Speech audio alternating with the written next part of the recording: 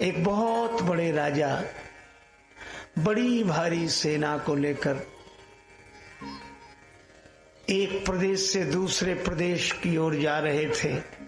रास्ते में बड़ा विशाल वन प्रांत, एकांत, बालुका ही बालुका चारों ओर। एक परमहंस संत अपनी मस्ती में, निजानंद मस्ती में मैं झूमता हूँ। कहाँ कौन कैसा न मैं पूछता हूँ।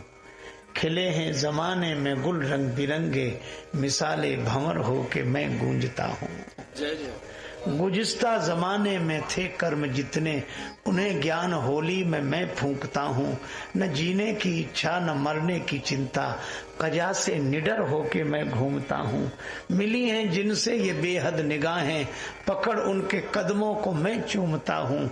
हुआ मुक्त सबसे बड़ी खुश नसीबी, फकीरी खजाने को मैं लूटता हूँ। सैनिकों ने कहा हटो एक तरफ, राजा साहब आ रहे हैं।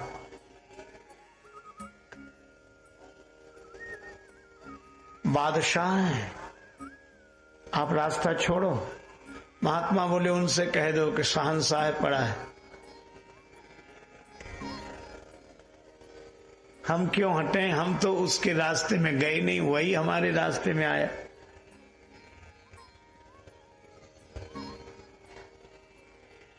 अब सैनिक ने सेनापति से कहा, सेनापति ने बड़े अधिकारी से कहा, अधिकारी ने बादशाह से कहा कि एक विचित्र व्यक्ति है जिसके पास साधन की दृष्टि से तो कुछ नहीं है, पर ऐसा लगता है कि साधना की दृष्टि से सब कुछ है। हिल भी नहीं रहा अपनी जगह से, और यह कहता है कि वो अगर बादशाह है तो मैं शहंशाह। बादशाह स्वयं गया, आप शहंशाह कैसे? महात्मा ने कहा तुम बादशाह कैसे? बादशाह ने कहा कि मैं कई देश जीत चुका हूं। अब कहां जा रहे हो? एक देश और बचा है, उसे जीतने जा रहा हूं। अच्छा, उस देश को जीत लोगे फिर क्या करोगे? बादशाह ने कहा बस वह देश बचा है, उसे जीत लूं, फिर आराम से सोऊंगा। महात्मा बोले तुम तब सोओगे, हम अभी सो रहे हैं। तुम तब सोओगे, हम अभी सो रहे हैं, और तुम शायद सो भी ना पाओ। सुख से सोने की कल्पना करते करते सदा सदा के लिए सो जाओ। और अभी तो तुम इच्छा की पूर्ति की यात्रा में जा रहे हो, और इच्छा की पूर्ति की यात्रा करने वाला पथिक कभी विश्राम नहीं पाता। बादशाह चरणों में गिर गया, महाराज हमें कुछ दो। महात्मा बोले तुम्हें दिख क्या रहा हमारे पास? लेकिन हमारे पास कुछ ना हो और तुम्हारे पास सब कुछ हो तो तुम्हारे राज्य की कीमत कितनी है जानते हो? मान लो इस रेगिस्तान में तुम अकेले हो और तुम्हारे साथ कोई ना हो, न सैनिक न सेनाएं, और तुम्हें प्यास लगी हो और मेरे पास एक लोटा पानी हो, और तुम प्यास से तड़प रहे हो, प्राण जा रहे हो, तो वह एक लोटा पानी मांगोगे? अवश्य। और मैं कहूंगा कि इसकी कीमत क्या दोगे, तो क्या दोगे तुम? उसने कहा कि मैं हजारों दूंगा, लाखों दूंगा, करोड़ों रुपए दूंगा। महात्मा बोले तुम तो दोगे करोड़ों रुपए, पर हम वो पानी दें तब तो। और मान लो करोड़ों रुपए देने पर भी हम वो एक लोटा पानी न दे तब क्या करोगे? राजा बोला मैं आधा राज्य दे दूंगा, पर पानी पीकर प्राण बचाऊंगा। आधे राज्य में बाद में सुख भोग करूंगा। जब मैं ही नहीं रहूंगा तो राज्य क्या, अरब खरबलों द्रव्य जो उदय अस्तलों राज, और तुलसी जो निज मरण है तो आवे के ही काज। इसलिए मैं आधा राज्य दे दूंगा। महात्मा ने कहा कि मैं आधा राज्य देने पर भी तुम्हें एक लोटा पानी न दूं, तब वह व्यक्ति बादशाह कहने लगा कि मैं अपना पूरा राज्य दे दूंगा पर एक लोटा पानी पीकर जीवन बचाऊंगा। तो महात्मा बोले पूरा राज्य दे दोगे एक लोटा पानी पीने के लिए? हाँ बिल्कुल दे देंगे। महात्मा बोले तो तुम्हारे इतने बड़े राज्य जिसका तुम अभिमान कर रहे हो, उस राज्य की कीमत कितनी? एक लोटा पानी। इतने बड़े राज्य की कीमत एक लोटा पानी, और उस पर तुम बने हो अभिमानी। महात्मा के चरणों में गिर गया बादशाह कि आज मुझे साधु की महिमा समझ में आ गई।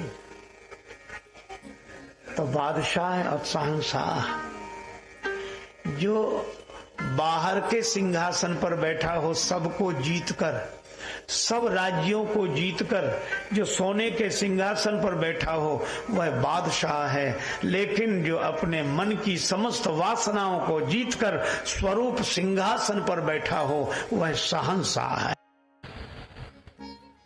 हमारे यहाँ के जितने भगवान, जितने अवतार हैं, आप देखो सभी के हाथ में शस्त्र हैं।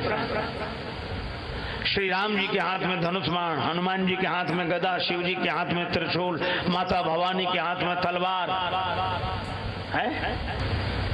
सब शस्त्र क्यों रखते हैं? हमारे यहाँ दो की परंपरा है, शास्त्र और शस्त्र। हम लोग पहले शास्त्र से सबको समझाते हैं। शाह में दो डंडे लगते हैं, वो सा रहता है ऐसा, और दो डंडे, आधा रा वाला सा, फिर त्रा, शास्त्र। तो हम शास्त्र से समझाते हैं, हनुमान जी की तरह विनती करो जोरी कर रावण। लेकिन जब कोई शास्त्र से नहीं समझता, हमारी खिल्ली उड़ाता है,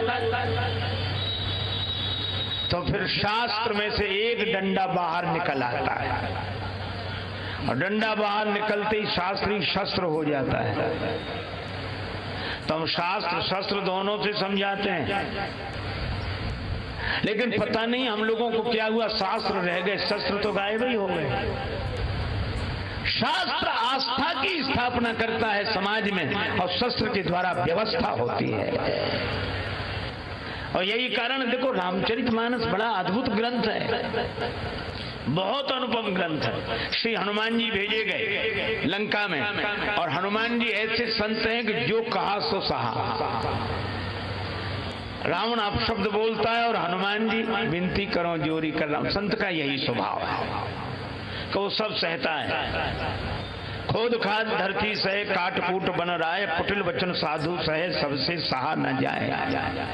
तो हनुमान जी साधु हैं, और जब साधु से रावण नहीं माना, शास्त्र से नहीं माना, तो शस्त्र रूप में, सिपाही रूप में अंगद जी को भेजा। अब देखो सिपाही की शैली अलग है।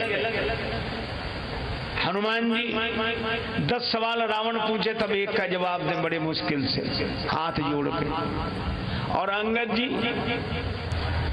हनुमान जी को लोगों ने लात मारी, मारे चरण करें वो हाथी पर, हनुमान जी कुछ नहीं बोले। संत हैं, सब सह लेते हैं। पर अंगद जी को रावण के बेटे ने लात उठाई, मार नहीं पाई। तई अंगद का लात उठाई, और अंगद जी ने गही पद पटके भूमि भमाई। लात उठाई, वही पकड़ के फिरा के जो जमीन में पटका, नीचे गिरते ही ऊपर गया। और जो राक्षस समझ रहे थे कि वही बंदर आया, जो देखा वो बंदर नहीं है, वो नहीं है। रास्ता बिना पूछे अंगद जी को रास्ता इधर से जाइए, इधर से जाइए, इधर से। अंगद जी ने सोचा हम रास्ता पूछ ही नहीं रहे, बता काहे को रहे। लोग बोले हम तो इसलिए बता रहे हैं कि हम तो जो पहले आए थे उन्हीं से समझ गए, पर रावण ही नहीं समझा, तो उधर ही जाओ। और उधर इसलिए भेज रहे कि हम तो बच्चे तुम ही जाओ उधर। और रावण की तो आदत, क्या बोला, कह लंकेश कवनते बंदर, वैसे ही बोलता। हनुमान जी से भी ऐसे ही बोल रहा था, कह लंकेश कवनते कीशा। अंगद जी से बोला, कह लंकेश कवनते बंदर। अरे बंदर कौन है रे तू? तो हनुमान जी ने तो हाथ जोड़कर कहा कि मैं राम जी का दूत हूँ। परवाह रे अंगद जी। जैसे ही रावण बोला कह लंकेश कवन तय बंदर, अंगद जी तुरंत बोले मैं रघुवीर दूत 10 कंधर। तुम हमें बंदर कहो और हम तुम्हें श्रीमान जी आदरणीय पूजनीय। तुम कहो बंदर, हम कहेंगे 10 कंधर। एक चौबे जी थे, बड़े अच्छे सज्जन आदमी, उनसे कोई कहे चौबे जी तो संबोधन उत्तर दे हाँ जी, और कोई कहे आके चौबे तो वो तुरंत कहते क्यों बे। अंगद जी ने वही करके दिखाया जिस रावण की सभी स्तुति करते हैं। मैं प्रसंग नहीं कह रहा हूं, केवल एक बात कह रहा हूं। हनुमान जी ने भी कहा था राम चरण पंकज उर्धरो, हनुमान जी की शैली अलग है। और अंगद जी ने कहा कि मेरा चरण कोई हिला दे, कोई जब नहीं हिला पाया बोले रावण अब तुम ही बचे हो। रावण आया, जैसे ही चरण उठाने की झुका, अंगद जी ने तुरंत पांव हटा लिया, बोले भाई ऐसे ही झुको लेकिन चरण राम जी का पकड़ो। हम अपना चरण नहीं पकड़ाना चाहते, झुकना सिखाना जानते हैं। राम जी के चरण पकड़ो। राम कहाँ है, मैं उनको युद्ध में जीतूंगा। कहाँ राम। शंकर जी प्रसन्न हुए कि चलो चेला ने दीक्षा सफल कर दी, आखिरी में नाम तो ले लिया। युद्ध के लिए चला, कई दिन तक युद्ध हुआ। एक दिन राम जी ने ऐसी बाण वर्षा की, रावण के शस्त्र खंडित हो गए, घोड़ा मर गया, सारथी मर गया, रावण निहत था। पर धन्य है श्री राम। राम जी ने कहा कि रावण मैं युद्ध विराम की घोषणा करता हूं। तुम्हारे पास शस्त्र नहीं है, रथ नहीं है, सारथी नहीं है, तुम आज जाओ आराम करो, कल लड़ने के लिए आना, तब मैं तुमसे लड़ूंगा। रावण को उस रात नींद नहीं आई, रोता रहा। मंदोदरी ने कहा क्या राम जी के बाणों ने अधिक पीड़ा पहुंचाई। रावण बोला बाणों ने नहीं, राम जी की वाणी ने पीड़ा पहुंचाई। बैरियो राम बड़ाई करे, राम जी जैसे तो राम जी है। फिर दूसरे दिन युद्ध करने आया, कई दिन तक यह युद्ध चला। मरई न रिपु श्रम भयउ विशेखा, राम विभीषण तन तब देखा। राम जी ने विभीषण जी की ओर देखा, इसके सिर कट जाते हैं, हाथ कट जाते हैं, फिर पैदा हो जाते हैं। अच्छा वैसे देखो संतों की वाणी से, उपदेशक की वाणी से हम लोगों के भी हाथ और सिर कटते हैं। वाणी माने बाण, इस वाणी के बाण की चोट से सिर कट गया कि महाराज ठीक कह रहे हैं, गलत है, हम आज से ऐसा नहीं करें। सिर हिलाते हैं काम नहीं करेंगे, मतलब सिर कट गया। और नहीं करेंगे हाथ कट गए।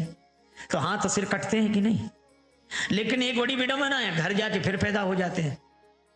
वहां कहा था, अब कहा, अब यहां तो ठीक, फिर कटते हैं, फिर पैदा हो जाते हैं, यही होता है। विभीषण जी ने कहा इसकी नाभि कुंड में अमृत है, इसकी नाभि कुंड में अमृत है। इसका अर्थ है कि जब तक बुराई के प्रति भीतर रस बना रहेगा तब तक बुराई को मिटाना मुश्किल है। भगवान ने 31 बाण चलाए, सायक एक नाभि सर सोखा, और बाकी 30 बाण क्रमशः 10 सिर और 20 भुजाओं में लगे। रावण तब मरा। लेकिन एक बात है, रावण ने जिंदगी भर राम नहीं कहा, मौके भी आए तो भी नहीं कहा।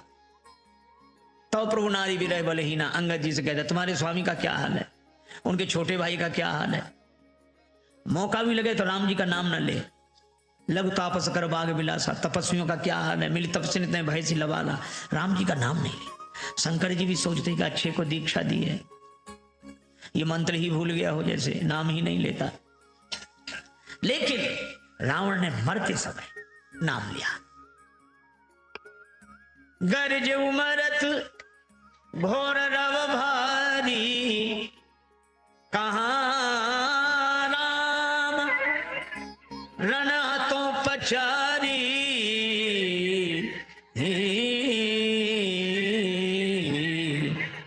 राम कहाँ है, मैं उनको युद्ध में जीतूंगा।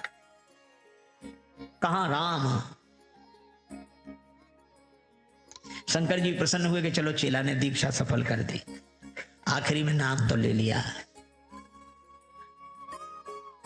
रावण से किसी ने कहा कि तुमने जिंदगी में नाम क्यों नहीं लिया? रावण बोला आदत से मजबूर था, बुरे काम छूटते नहीं थे, तो मैंने कहा कि राम जी का नाम लेकर तो बुरे काम ना करूं। लेकिन अब बुरे काम करने की कोई बात नहीं रह गई, अब राम जी का नाम लेकर पार हो जाऊंगा। और रावण की सदगति हुई। कई बार लोग क्या कहते हैं, इनके यहाँ ऐसा ही है सब। कैसा? अरे ये कहते हैं कि जिंदगी भर चाहे जो करो, अंत में राम कह लो, उसमें ही कल्याण हो जाता है। बोले ये तो बेकार की बातें हैं, मन को लुभाने की बातें हैं, इसमें कोई सार नहीं। जिंदगी भर पाप करो, आखिरी में नाम लेने से क्या हो जाएगा? पार हो जाएगा। तार्किक लोग ऐसा कहते हैं, पर मैं उनसे निवेदन करता हूं कि ये 100% सत्य है कि जिंदगी भर न करे कुछ और अंत में राम कह ले तो पार हो जाएगा। कैसे? हमने कहा ऐसे जैसे साल भर विद्यार्थी न पढ़े और परीक्षा में बगल वाले की नकल करके सही लिख दे तो पास माना जाएगा, फेल नहीं। इसी तरह कोई जिंदगी भर कुछ न करे पर अंत में अगर राम कह दे तो वह भी पार हो जाता है। राम नाम की बड़ी महिमा है, राम नाम लेना ही चाहिए। राम सकल नाम नते अधिका। एक सज्जन बोले नाम लेने तो ठीक, पर मन न लगे तो क्या फायदा? मन तो लगता नहीं, राम राम राम राम करते रहते, मन लगता नहीं। मन कई बेचारे नाम लेने वाले भी कहते महाराज मन नहीं लगता, तो क्या फायदा होगा नाम लेने से? हमने कहा कि तुम रेलगाड़ी से पोरबंदर से अहमदाबाद जा रहे हो, हा? और रेलगाड़ी में बैठ तो गए, मन नहीं लग रहा है, तो रेलगाड़ी में मन न लगे तो क्या रेलगाड़ी अहमदाबाद नहीं पहुंचाएगी? बोले वो तो पहुंचाएगी, उसका काम है। हमने कहा जब रेलगाड़ी मन लगाने की अपेक्षा नहीं रखती तो क्या भगवान का नाम मन लगाने की अपेक्षा रखेगा? मन लगे या न लगे पर भगवान का नाम आपको भगवत धाम तक पहुंचाएगा। भाय कुभाय अनख आलस हो, नाम जपत मंगल दिसिदस हो। भगवान विभीषण जी से कहते हैं इसका अंतिम संस्कार करो। भगवान ने विभीषण जी से कहा कि देह अंत होने के साथ साथ बैर का भी अंत हो जाना चाहिए। अब तो ये जैसे तुम्हारा बड़ा भाई है वैसे मेरा बड़ा भाई है। रावण का अंतिम संस्कार हुआ। मंदोदरी प्रभु के पास आई, डोली में बैठकर सोच रही है कि मैंने कितना समझाया, नहीं माना रावण। अब मैं राम जी के सामने जा रही हूं, पता नहीं क्या कहेंगे, वो बुरा भला कहेंगे, सुनूंगी। राम जी विभीषण जी से पूछते डोली किसकी आ रही है? लगता है कि राज्य रानी मंदोदरी आ रही। डोली जैसी पास आके रुकी, भगवान राम उठकर खड़े हो गए। डोली का पर्दा हटा, मंदोदरी ने देखा श्री राम हाथ जोड़े सिर झुकाए खड़े हैं और कहते हैं मैं माता मंदोदरी को प्रणाम करता हूं, मैं माता मंदोदरी को प्रणाम करता हूं। मंदोदरी के मुख से निकला धन्यो राम त्वया जननी, धन्यो राम त्वया पिता। राम तुम्हारी माता धन्य है, राम तुम्हारे पिता धन्य है, तुम जैसे तो तुम ही हो। विभीषण को राज्य पद पर बिठाया। श्री जानकी जी को हनुमान जी ने समाचार दिया, रावण पर विजय श्री प्राप्त कर ली गई है। हनुमान तुमने इतनी सुंदर खबर सुनाई, तुम्हें क्या दूं? मां के पास तो आशीर्वाद होता है, मैं आशीर्वाद देती हूं। सुन सुत सद्गुण सकल तब हृदय बसहि हनुमंत। सानुकूल कौशलपति रहाई समेत अनंत, आशीर्वाद दिया। हनुमान जी आनंदित होते हुए आए और जानकी माता के आशीर्वाद के कारण ही सकल गुण निधानम श्री बजरंगबली है। भगवान को समाचार मिला, श्री सीता जी को बुलाया गया। अग्नि परीक्षा के माध्यम से अग्नि से श्री जानकी जी को प्रकट किया गया। विभीषण जी से भगवान ने कहा इन बंदरों को संतुष्ट करने के लिए इन पर विमान में चढ़कर वस्त्र बरसाओ। वस्त्र आभूषणों की वर्षा की। पहरी पहरी रघुपति वहां आए। बंदरों ने पहली बार कपड़े पहने थे, सिर का कपड़ा पांव में, पांव का कपड़ा हाथ में, हाथ का कपड़ा गले में। और भगवान ने जो देखा तो मुस्कुराए। कृपा सिंधु सोई कपिन सन करत अनेक विनोद। देवराज इंद्र ने अमृत वर्षा करके वानरों को जिलाया। राक्षस तो रामाकार भय, तिनके मन मुक्त भये छूटे भव बंधन। भगवान ने सबको विदा किया, बंदरों को। विभीषण जी ने कहा कुछ दिन रुक जाओ, अब जनगृह पुनीत प्रभु कीजिए। भगवान के नेत्र सजल हो गए। भरत दशा सुमिरत मोहि निमिष कल्प समझात। मैं भरत का दर्शन कर लूं। तैयारी हुई। विमान में भगवान श्री सीताराम जी विराजमान हुए, सभी वानर वीर विराजमान हुए। विमान में बैठकर भगवान आए। पार किया समुद्र को। भगवान मार्ग में कहते आ रहे हैं, लक्ष्मण यहाँ हत्यो इंद्र जीता, हनुमान अंगद के मारे, रणमह परे निशाचर भारे। श्री जानकी जी ने कहा कि प्रभु आपने वो तो दिखाया कि हनुमान जी ने राक्षसों को मारा, अंगद जी और हनुमान जी ने, लक्ष्मण जी ने मेघनाद को मारा, लेकिन आपने क्या किया? अब ये तो श्री सीता जी भी जानती हैं कि राम जी ने क्या किया, पर वे राम जी के मुख से सुनना चाहिए। आपने, राम जी बिल्कुल मौन, हमने किया है बताएंगे। तो कब बताएंगे? बताओ ना। इतनी बातें करते समुद्र के इस पार आ गया विमान। भगवान ने कहा हमने यही किया, यहां सेतु बांधे और थापे स्यो सुखधाम। सीता सहित कृपा निधि शंभु कीन्ह प्रणाम।